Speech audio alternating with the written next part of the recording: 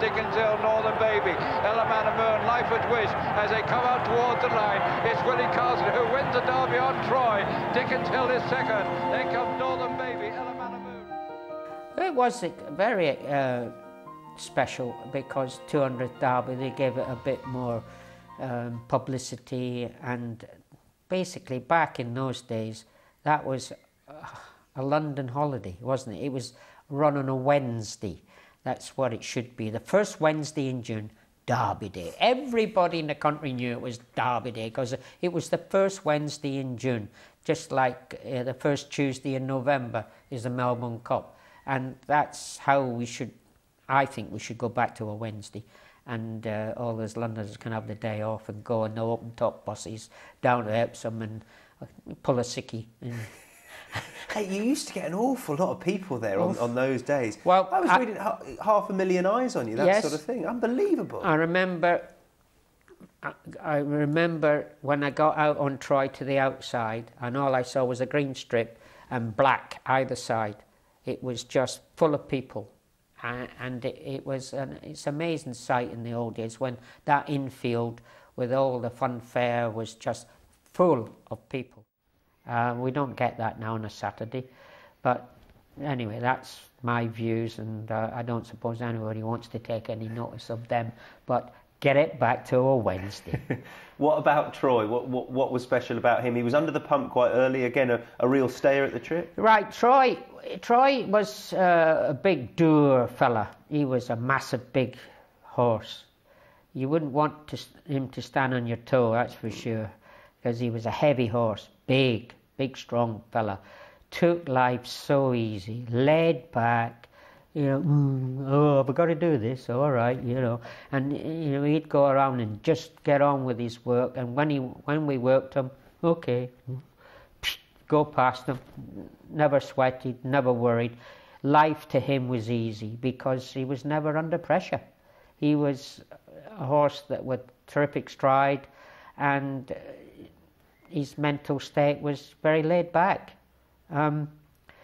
But we go back as a 2-year-old. Elamanamu beat me in the Royal Lodge.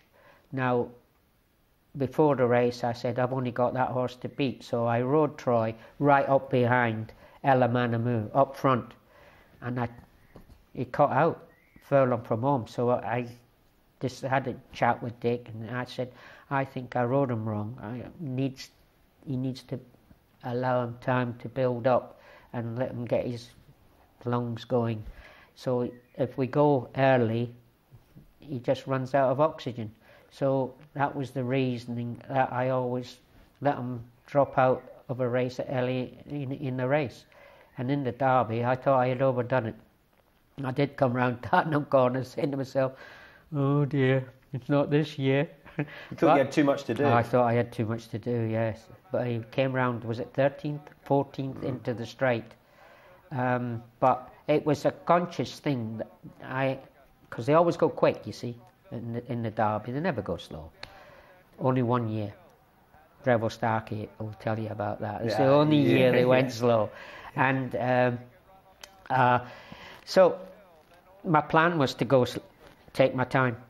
But I think I overdid it, but it turned out I hadn't. Yeah, you got it absolutely spot on. I got it spot on, yeah. I think that the bit of footage I watched most recently of it, the commentator doesn't really touch upon Troy until quite late in the race, because he just appear on the scene, and you think he kept coming. He won a long way then. He did, yeah. Yeah, because all the rest, they stopped. But I actually thought, coming round down Tattenham, oh dear, what's the excuse going to be today?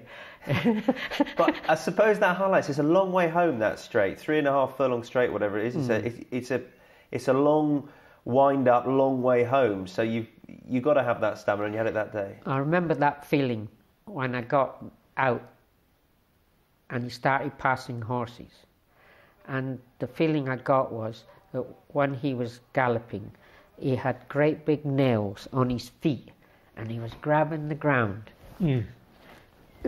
This is the Epsom Derby, and I'm going past them as if they were standing still. Great feeling. But the great feeling was because 4 furlongs back, I'm in trouble. I'm thinking what my excuses are going to be.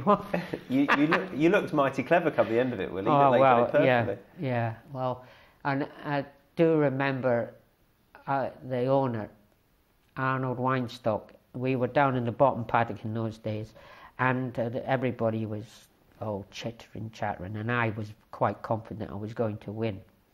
And it was at the time when jockeys were starting to get nominations into good horses. You know, after you win a big race, they were getting a nomination when the horse went to stud.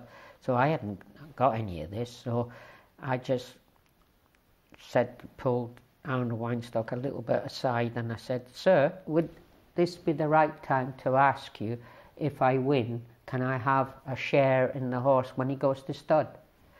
And of course there was silence. And then Arnold said, "Yes, Willie, it is the right time." So there I was, got put on the horse, and I knew that I would get a share if I won.